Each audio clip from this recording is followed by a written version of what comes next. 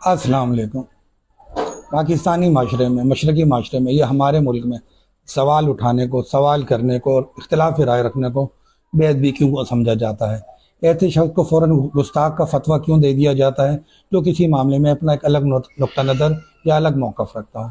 हमारे यहाँ सवाल सुनने की किसी को आदत नहीं है। यहाँ पर हर कोई, चाहे जमातें हों, चाहे इदारे हों, चाहे घर हो, वन मैन शो की तरह चलते हैं। घर में कोई नौजवान आवाज़ नहीं उठा सकता कि आखिरी फैसला हो गया है, तो मजहबी और सियासी जमातों में कारकुन आवाज़ नहीं उठा सकते कि जी सवाल करने की इजाज़त नहीं है, जो कह दिया बस वही उर्फ़ आखिर है।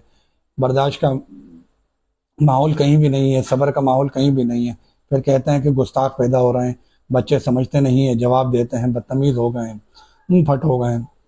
दो टोक अंदाज में बात करने वाले को पसंद ही नहीं किया जाता। इख्तिलाफ राय बर्दाश्त करना सीखें, इससे सोच के दरवाजे वसी होते हैं और नई जहतें खुलती हैं और आपके पास काम करने की ज़्यादा से ज़्यादा वैरायटी होती है। उम्मीद है कि इस पर गौर करेंगे।